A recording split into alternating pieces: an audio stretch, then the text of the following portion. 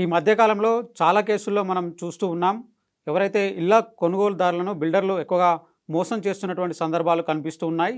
ఇందులో ముఖ్యంగా అంటే ముందుగానే వాళ్ళ ఒప్పందంలో భాగంగా నిర్ణీత గడువులోగా వాళ్లకు ఇళ్లను కట్టిస్తాము, లేదంటే కట్టినటువంటి ఇళ్లను అప్పగిస్తామనేటువంటి విషయంలో చాలా మోసాలు కూడా జరుగుతూ ఉన్నాయి. ఈ నేపథ్యంలో ఇలాంటి అంటే ఒకవేళ ఆన్ టైం ఇల్లును డెలివరీ చేయకపోతే ఎవరైతే కొనుగోలుదారులు ఉంటారో వాళ్ళు తిరిగి తమకు సంబంధించినటువంటి డబ్బును పొందడం ఎలా, సో కట్టినటువంటి డబ్బుకు ఇంట్రెస్ట్ ఏమైనా వస్తుందా అనేటువంటి విషయంలో సుప్రీంకోర్టు ఈ మధ్యన ఒక కేసులో కీలకమైనటువంటి జడ్జిమెంట్ ఇచ్చింది.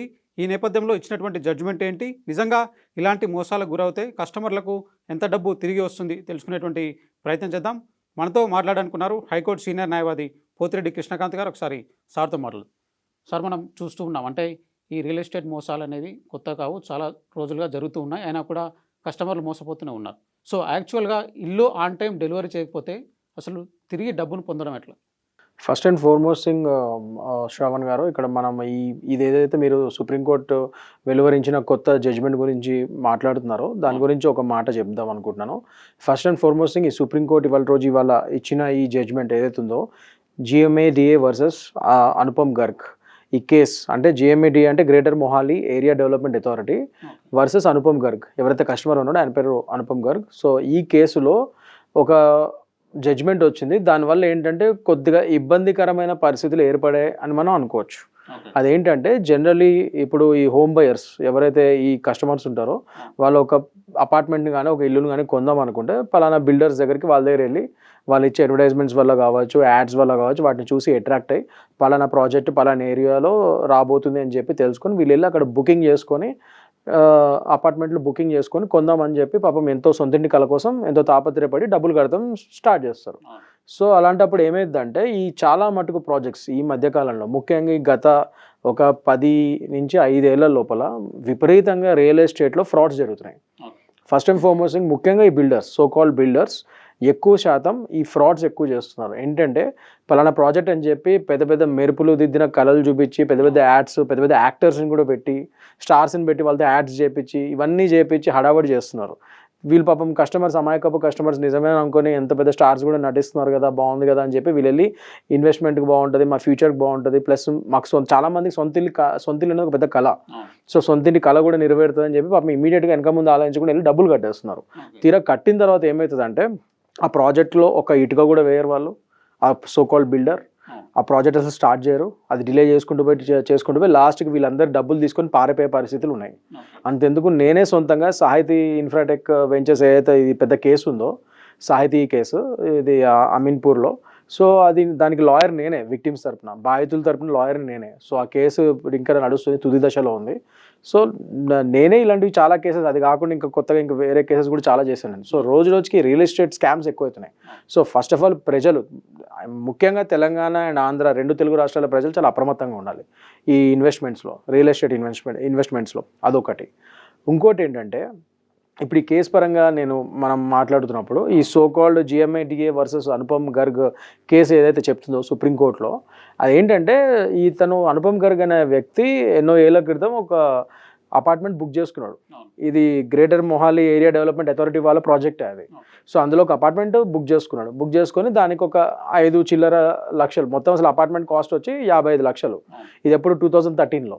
సో 2013లో 55 లక్షలు, 55 లక్షల అపార్ట్మెంట్కి ఈయన ఒక ఇనిషియల్గా ఒక 10% కాబట్టి ఒక 5.5 lakhs కట్టాడు. ఇక అది బుకింగ్ చేసుకున్నాడు, అగ్రిమెంట్ ఆఫ్ సేల్లోకి ఎంటర్ అయ్యారు. ఇంకా మిగతా అమౌంట్ కడదామనే టైంకి ఇంకా అసలు అది ప్రాజెక్టే స్టార్ట్ అవ్వలేదు. ఇంకా అది వాళ్ళు ఇంకా ఇది డిలే చేస్తూనే ఉన్నారు ప్రాజెక్ట్ని. సో ఇన్నేళ్ళ తర్వాత ఈయనకి విసుగు చెంది 2017-18 ఆ టైంలో కన్స్యూమర్ ఫోరంని ఆశ్రయించారు. ముఖ్యంగా రియల్ ఎస్టేట్ స్కామ్స్లో మీకు కొన్ని లీగల్ రెమెడీస్ ఏవైతే ఉంటాయో అవి ఏంటంటే, ఇలా ఎవరైతే మిమ్మల్ని మోసం చేసినా పలానా బిల్డరు మీకు డెలివరీ ఆన్ టైం ఇవ్వకపోయినా, మీ అపార్ట్మెంట్ కానీ ఇవ్వగానే, ఇలాంటప్పుడు మీరు ఐదర్ కన్స్యూమర్ కోర్ట్ని ఆశ్రయించవచ్చు. ముఖ్యంగా ఇప్పుడు రేరా అనేది 2016లో సెంట్రల్ గవర్నమెంట్ ద్వారా పార్లమెంట్లో ఒక బిల్లు పాస్ అయ్యి ఒక రేరా యాక్ట్ అని వచ్చింది 2016. దాన్ని ఎక్స్క్లూజివ్లీ రేరాని కేవలం రియల్ ఎస్టేట్ ఫ్రాడ్స్ని నిరోధించడానికి, వాటిలో ఉన్న బాధితులకి న్యాయం చేయడానికి కోసమే రేరాని పెట్టడం జరిగింది. సో రేరాని ఆశ్రయించవచ్చు. ముఖ్యంగా ఇప్పుడు రేరా పెట్టింది రియల్ ఎస్టేట్ స్కామ్స్ గురించి కాబట్టి దాన్ని మీరు ఫస్ట్ ఆశ్రయించడం మంచిది. నెక్స్ట్ కన్జ్యూమర్ ఫారమ్స్ ఉన్నాయి, మీకు కన్జ్యూమర్ కోర్టుకి వెళ్ళొచ్చు, రేరాకి వెళ్ళొచ్చు. నెక్స్ట్ ఇంకా మీ దగ్గర అన్ని అగ్రిమెంట్స్ ఉన్నాయి, లేకపోతే మనీ బ్యాక్ రావాలి కాబట్టి అతను ఇవ్వట్లేదు, ఫ్లాట్ డెలివర్ చేయట్లేదు కాబట్టి మనీ రికవరీ సూట్ వేసుకోవచ్చు. వయలేషన్ ఆఫ్ అగ్రిమెంట్ యాక్ట్ కింద సివిల్ కోర్టులో కేసు వేసుకోవచ్చు. మనీ రికవరీ సూట్ కూడా సివిల్లో వేసుకుంటాం, సివిల్ కోర్టులోను. ఇవన్నీ మీరు చేసుకోవచ్చు. సో ఈ 3 లీగల్ రెమెడీస్ ఉన్నాయి. అది కాకుండా ఇంకా ఆయన మీద ఎట్లాగో మీరు క్రిమినల్ సైడ్ చూస్తే ఇంకా 420, 506 ఇవన్నీ కూడా ఇంకా అవన్నీ కూడా ఎట్లా అట్రాక్ట్ అయితే మోసం చేశాడు, 420 చీటింగ్ ఇవన్నీ వస్తాయి కాబట్టి ఈ క్రిమినల్ కేసులు కూడా వేసుకోవచ్చు. అది క్రిమినల్ సైడ్ అవుతుంది. కానీ సివిల్ సైడ్ మీకు డబ్బులు రావాలంటే మాత్రం ఈ consumer form, RERA and civil courts, ఈ ఫారమ్స్ ద్వారా. ఇంకోటి అతని కంపెనీ ద్వారా ఒక ప్రైవేట్ కంపెనీ లిమిటెడ్ అది, లేదా పార్ట్నర్షిప్ కంపెనీ అయినా పర్లేదు, లేదా ప్రైవేట్ కంపెనీ అయినా కానీ కంపెనీ లా ప్రకారం కాన్స్టిట్యూట్ అయ్యి మినిస్ట్రీస్ ఆఫ్ కంపెనీలో రిజిస్టర్ అయిన పెద్ద కంపెనీ అయితే ఖచ్చితంగా ఆ కంపెనీ పేరు మీద కొన్ని ప్రాపర్టీస్ అలాంటివి ఏమైనా ఉంటాయి. సో ఆ కంపెనీ ద్వారా కూడా మన ఆ బిల్డర్ యొక్క కంపెనీని కూడా మనం పార్టీ చేస్తూ ఎన్సిఎల్టీ అంటే నేషనల్ కంపెనీ ట్రిబ్యునల్ లా అని ఉంటుంది. సో ఎన్సిఎల్టీ ద్వారా కూడా మనం వాళ్ళని పార్టీ చేసి అక్కడ కూడా కేసేసి ఆ కంపెనీకి సంబంధించిన అసెట్స్ ఏమైనా ఉంటే అవి లిక్విడేట్ చేసి ఆ బాధితులకి పంచే విధంగా కూడా మనం కేసులు వేసుకోవచ్చు. సో ఇవన్నీ చాలా ఉన్నాయి ఈ లీగల్ రెమెడీస్. సో ఇది సివిల్ సైడ్ మనం చూసుకుంటే. సో ఇందులో ఇవాళ రోజు ఈ కేసు పరంగా ఏమైందంటే జనరల్లీ మామూలుగా ఏంటంటే మనము ఇట్లా బాధపడినప్పుడు మనకి ఫ్లాట్ టైంకి రానప్పుడు మనం ఈ కన్జ్యూమర్ ఫోరం కానీ వాళ్ళకి కానీ ఆశ్రయిస్తే సో వాళ్ళు ఇప్పటివరకు మనం కట్టిన ప్రిన్సిపల్ ప్లస్ దాని మీద ఇంట్రెస్ట్ ప్లస్ జనరల్ అన్ని కేసెస్లో మనం మెంటల్ హెరాస్మెంట్ వాటికి కూడా కంపెన్సేషన్ అడుగుతాము. అవి ప్లస్ ఈ కేసులో అతను కడుతున్న హోమ్ లోన్, ఒక పర్సనల్ లోన్ తీసుకొని 5.5 లక్షలవి ఒక పర్సనల్ లోన్ తీసుకొని దాని ఈఎంఐ కడుతున్నాడంట. దాని ద్వారా ఇక్కడ ఇనిషియల్గా పేమెంట్ చేశాడు. సో దాని మీద కూడా కంపెన్సేషన్, ఆ ఇంట్రెస్ట్ కూడా కావాలి నాకు అని చెప్పి అడిగాడు ఇతను కన్జ్యూమర్ ఫారం. అవి కూడా ఇవన్నిటితో పాటు ఆ పర్సనల్ లోన్ ఇంట్రెస్ట్ ఏదైతే ఆ పర్సనల్ లోన్ తీసుకొని 5.5 లక్షలు ఇక్కడ కట్టాడు ఇంటికి, ఆ పర్సనల్ లోన్ ఇంట్రెస్ట్ కూడా పలానా జిఎంఏడి అని ఇవ్వాల్సిందిగా ఆర్డర్ ఇచ్చింది. సో అది మళ్ళీ జిఎంఏడిఏ వాళ్ళు దాన్ని ఛాలెంజ్ చేస్తూ డిస్ట్రిక్ట్ నుంచి డిస్ట్రిక్ట్ నుంచి దీనికి వెళ్ళారు, నేషనల్ దానికి కూడా వెళ్ళారు వాళ్ళు. సో నేషనల్ వరకు కూడా వెళ్ళింది అది కేసు, నేషనల్ కన్జ్యూమర్ ఫోరం కూడా. అక్కడ కూడా ఓడిపోయారు వాళ్ళు, జిఎంఏడిఏ వాళ్ళు. ఈయనకి ఫేవర్గానే వచ్చింది. ఇంకా నేషనల్ కన్జ్యూమర్ ఫోరంలో కూడా ఓడిపోయేసరికి ఇంకా నెక్స్ట్ వాళ్ళు దాని తర్వాత ఇంకా అక్కడికి సుప్రీంకోర్టుకి వెళ్ళి ఆశ్రయించడం జరిగింది. సుప్రీంకోర్టులో ఛాలెంజ్ చేయడం జరిగింది. సుప్రీంకోర్టులో మాత్రం ఈ పలానా బయ్యర్కి ఒక విధంగా చుక్క ఎదురైంది. అదేంటంటే సుప్రీంకోర్టు ఏమందంటే అగ్రిమెంట్ బయ్యర్ అండ్ ఇది డెవలపర్ అగ్రిమెంట్ ప్రకారం ఏదైతే ఒకవేళ నువ్వు ఈ ఫ్లాట్ ఈ పలానా టైంలో నువ్వు డెలివరీ చేయలేకపోతే ఏదైతే ప్రిన్సిపల్ అమౌంట్ కట్టావో ఆ అమౌంట్ బ్యాక్ ఇస్తూ ప్లస్ 8% ఇంట్రెస్ట్ దాని మీద, ఈ రెండే వర్తిస్తాయి నీకు. ఇంకా మెంటల్ ఎగోని అవన్నీ అంటావా, సరే ఇన్ని రోజులు వెయిట్ చేసావు, మెంటల్ హెరాస్మెంట్ అవన్నీ వర్తిస్తావు, అవి కూడా ఇస్తాం. కానీ నువ్వు ఏదైతే ఒక లోను, పర్సనల్ లోనే కానీ హోమ్ లోనే కానీ తీసుకొని దాని మీద ఇంట్రెస్ట్ కడుతున్నావో అది కూడా బిల్డర్నే ఇవ్వాలంటే ఇది కరెక్ట్ పద్ధతి కాదు అని చెప్పి ఆ ఒక్క దాన్ని మాత్రం ఆపోజిట్గా ఆర్డర్ ఇవ్వడం జరిగింది. సో దానికి ఇంకా ఇవాళ రోజు పెద్ద కాంట్రవర్సీ అయింది. ఎందుకంటే శ్రవణ్ గారు, సుప్రీంకోర్టు ఇచ్చిన order at the end of the day it's final. మళ్ళీ మీరు సుప్రీంకోర్టు ఇచ్చిన ఆర్డర్ని ఛాలెంజ్ చేయాలంటే ఐదర్ మీరు రివ్యూ పిటిషన్ వేసుకోవాలి.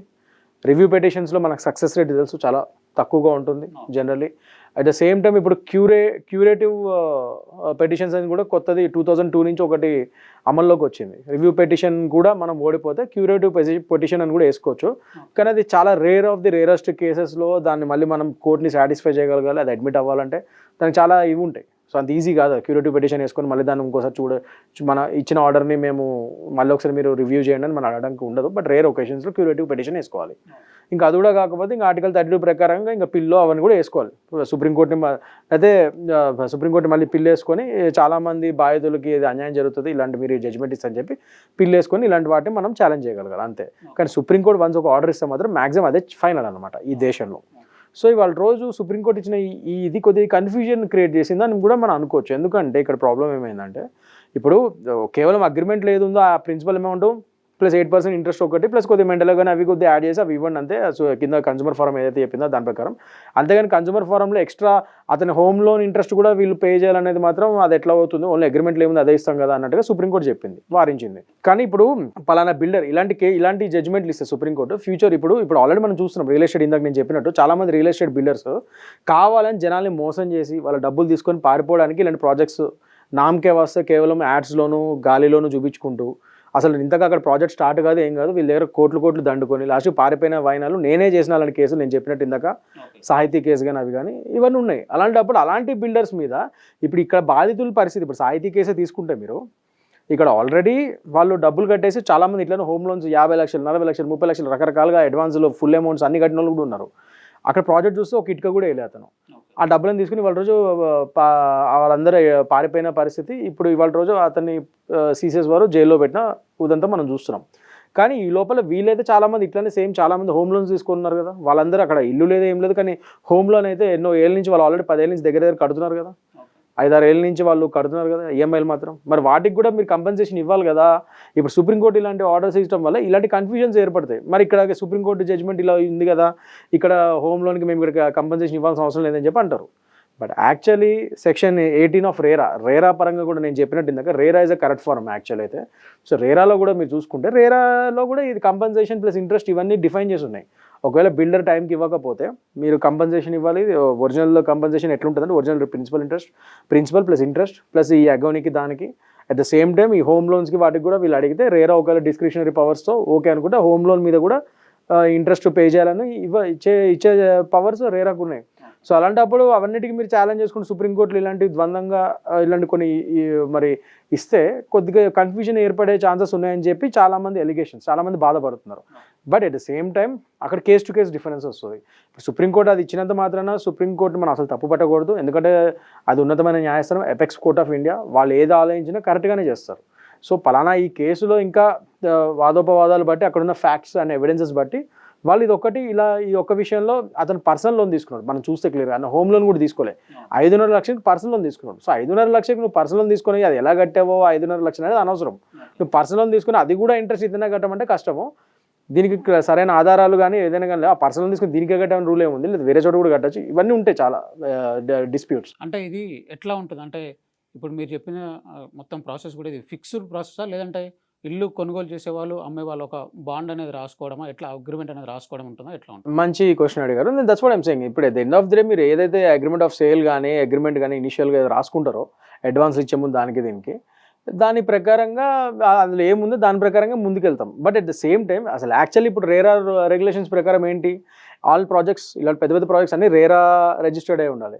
రేరా రూల్ ప్రకారం ఏంటి, మరి రేరా రిజిస్ట్రేషన్ అయితే 70% ఆఫ్ ది అమౌంట్ ఏదైతే నువ్వు ప్రాజెక్ట్కి ఉపయోగించబోతున్నావో యాజ్ ఎ బిల్డర్గా అందులో 70% అమౌంట్ నువ్వు ఆల్రెడీ ఎస్క్రో అకౌంట్ ఒకటి ఓపెన్ చేసి రేరాలో ఆ ఎస్క్రో అకౌంట్లో నువ్వు పొందుపరచాలి, డిపాజిట్ చేయాలి. సో దట్ ఇట్లాంటి ప్రాజెక్ట్స్ ఆగిపోకుండా 70% అమౌంట్ నువ్వు ఆల్రెడీ ఎస్క్రో అకౌంట్లో పెట్టి దాని మీద ఆ అమౌంట్తో నువ్వు కన్స్ట్రక్షన్ స్టార్ట్ చేస్తే ముందే అమౌంట్ పెట్టేసావు కాబట్టి ఆ ప్రాజెక్ట్ ఆగిపోయే ఛాన్సెస్ చాలా తక్కువ ఉంటాయి. సో ఇవన్నీ రేరా స్ట్రిక్ట్ రూల్స్ ఉన్నాయి రిజిస్టర్ అయిన ప్రాజెక్ట్స్ అన్నిటికీ, రేరా రిజిస్టర్డ్ ప్రాజెక్ట్స్ అన్నిటికీ. కానీ ఎంతమంది అవి అవలంబిస్తున్నారు, ఎంతమంది అవి ఇంప్లిమెంట్ చేస్తున్నారు, అవన్నీ అవ్వట్లేదు కదా.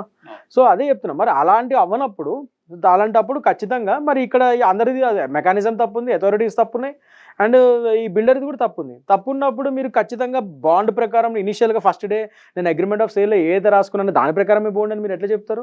మరి మీరు చేస్తున్న మరి రేరా రిజిస్ట్రేషన్ ప్రకారం కానీ దాని ప్రకారం కానీ మరి ఎస్క్రో అకౌంట్ ఓపెన్ చేయాలి. మరి అది కూడా మీరు ఖచ్చితంగా చేస్తున్నారు. మరి ఎంతమంది బిల్డర్స్ చేస్తున్నారు అవి? మరి అక్కడ ఉల్లంఘించారు కదా. మరి అక్కడ ఉల్లంఘించినప్పుడు ఇప్పుడు ఒక పేపర్ ముక్క రాసుకొని అగ్రిమెంట్ ఆఫ్ సేల్ దాంట్లో ఉన్న ప్రకారమే అంటే ఎట్లా? దాని తర్వాత అతను ఇవ్వలేదు, మోసం చేశాడు. మరి దానికి నేను మెంటల్ హెరాస్మెంట్ భరించాను, దానివల్ల నన్ను మెంటల్ ఎగో నేను చాలా మానసికంగా బాగా బాధపడ్డాను. మళ్ళీ అవన్నిటి కూడా నాకు కంపెన్సేషన్ తీసుకునే హక్కు చట్టం నాకు ఇచ్చింది. ఖచ్చితంగా చట్టంలో ఉంది అది. మానసికంగా కానీ దేనివల్ల కానీ మీరు ఒత్తిడైనా, మీరు దానివల్ల బాధపడినా, మీరు దాని పరంగా ఒక వ్యక్తి వల్ల సో దాని పరంగా కూడా మీరు కంపెన్సేషన్ తీసుకోవచ్చు. దట్ ఈస్ దేర్, అది ఉంది మీకు ఆ హక్కు. సో అది వస్తుంది. సో దాని పరంగానే నేను ఇప్పుడు ఒకరిని నమ్మి అతను పలానాడు నన్ను మోసం చేద్దామనే ఉద్దేశంతోనే ఆ ప్రాజెక్ట్ అనేది ఒక ఆశ చూపించి నా డబ్బులు తీసుకొని పరారయ్యాడు. ఇప్పుడు అలాంటప్పుడు నేను అది ప్రాజెక్ట్ గురించి నేను ఒక చోట హోమ్ లోన్ తీసుకొని కడుతున్నాను, ఆడు పరారైపోయాడు కరెక్టే, కానీ ఈ లోపల నా బ్యాంక్ అయితే ఆగదు కదా, నేను ఈఎంఐలు అయితే కట్టుకోవాలి కదా. అక్కడ ఇల్లు పోయింది, నా డబ్బులు పోయినాయి, ప్లస్ ఈఎంఐ కడుతున్నాను నేను ప్రతి నెల.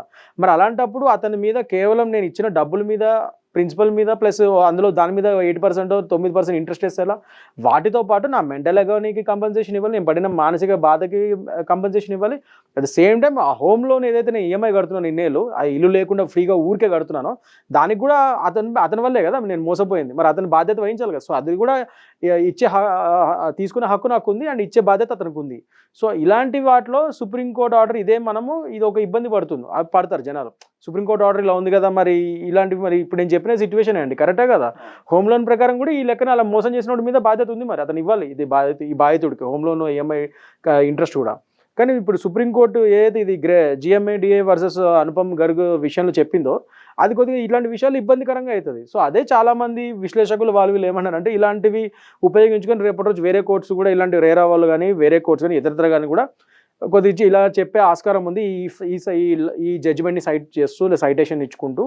సో అలాంటివి మనం చూసుకోవాలి. But anyways at the same time ఇవాళ రోజు మన జ్యుడిషియరీ కానీ అది కానీ ఇంత బాగా పనిచేస్తుందంటే దానికి తార్కాణమే మన అందరం ఇవాళ రోజు హ్యాపీగా ఉన్నామంటే ఒక విధంగా జ్యుడిషియరీ బాగానే పనిచేస్తుంది. కాకపోతే ఇలాంటివి చూసుకొని నెపంలా కాకుండా కేస్ టు కేస్ బేసిస్ ఎలాగో జ్యుడిషియరీ చూస్తుంది కాబట్టి ఈ కేసు పరంగా మాత్రం ఇట్లా అయింది. మిగతా కేసుల్లో ఇలా కాకపోవచ్చు. మిగతా కేసుల్లో ఇప్పుడు రేరా కానీ హైకోర్ట్స్ కానీ సుప్రీంకోర్ట్స్ కానీ ఇదే విషయంలో ఇలానే హోమ్ లోన్స్ వాటిలో కూడా ఇంట్రెస్ట్ పే చేయమని ఇచ్చిన ఆర్డర్స్ కూడా ఉన్నాయి at the same time. So ఒక కేసును పట్టుకొని మనం సుప్రీంకోర్టు ఇట్లా చేసిందని అనడానికి లేదు. అదే సుప్రీంకోర్టు వేరే కేసుల్లో కూడా హోమ్ లోన్స్కి వాటికి కూడా ఇంట్రెస్ట్ పే చేయమని ఇచ్చింది. సో అలాంటప్పుడు ఏం ప్రాబ్లం ఉండదని నా ఉద్దేశం.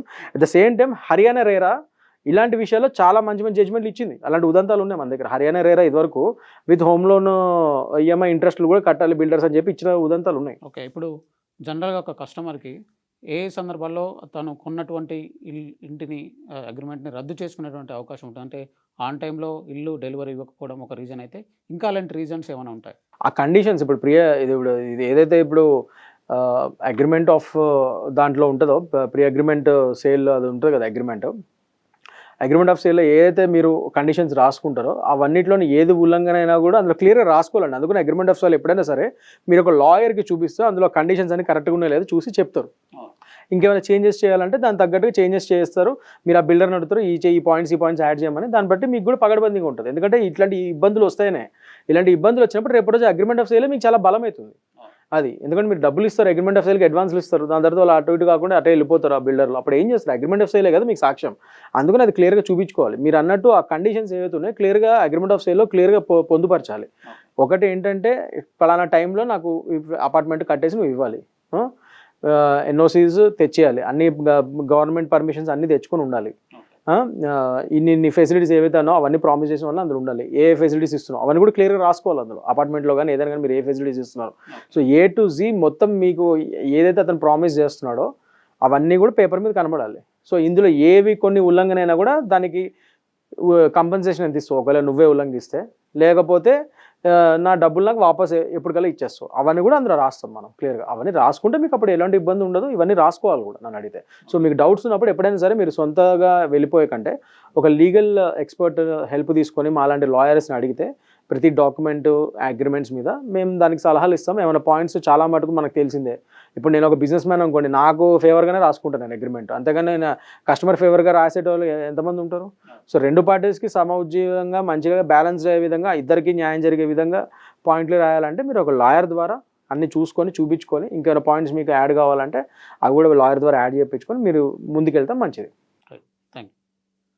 సో ఇది ఓవరాల్గా చూసుకున్నట్లయితే ఈ పర్టికులర్ కేసుకు సంబంధించి ఎవరైతే బాధితుడు ఉన్నాడో అతను కట్టినటువంటి అమౌంట్ పైన 8% ఇంట్రెస్ట్ కలిపి మొత్తం అమౌంట్ను కూడా చెల్లించాలని కూడా సుప్రీంకోర్టు జడ్జిమెంట్ ఇచ్చింది. అయితే ఇది ఈ పర్టికులర్ కేసుకి మాత్రమే సంబంధించినటువంటి అంశమని కృష్ణకాంత్ గారు అయితే చెప్తూ ఉన్నారు. ఇక చాలా అంశాలు అంటే ఈ కేసులో అతను పర్సనల్ లోన్ తీసుకొని ఆ ప్రిన్సిపల్ అమౌంట్ కట్టాడు కాబట్టి కేవలం అక్కడికి మాత్రమే ఆ అమౌంట్కి మాత్రమే 8% ఇంట్రెస్ట్ ఇవ్వాలని కూడా కోర్టు చెప్పినట్టు కూడా కృష్ణకాంత్ గారు చెప్తున్నారు. సో చాలా సందర్భాల్లో కూడా కట్టినటువంటి అమౌంట్ అంటే హోమ్ లోన్ తీసుకొని కట్టినా కూడా 8% ఇంట్రెస్ట్ ఇచ్చేటువంటి అవకాశాలు ఉంటాయి. ఇలాంటి జడ్జిమెంట్లు చాలా ఉన్నాయని కూడా కృష్ణకాంత్ గారు అయితే చెప్తూ ఉన్నారు. ఇక ఇలాంటి లీగల్ ఇష్యూస్ అన్నీ కూడా ఫేస్ కావద్దు అంటే ముందుగానే ఈ అగ్రిమెంట్ ఆఫ్ సేల్కి సంబంధించి కఠినమైనటువంటి నిబంధనలు రాసుకోవాలి. ఒకవేళ ఆ నిబంధనలకు మించి ఆ బిల్డర్ వాటిని వ్యవహరించకుంటే, వాటిని అతను ఫుల్ఫిల్ చేయకుంటే ఇలాంటి ఒప్పందాలన్నీ కూడా రద్దు చేసుకునేటువంటి అవకాశం బాధితుడికి ఉంటుందని కూడా కృష్ణకాంత్ గారు అయితే స్పష్టం చేస్తున్నారు.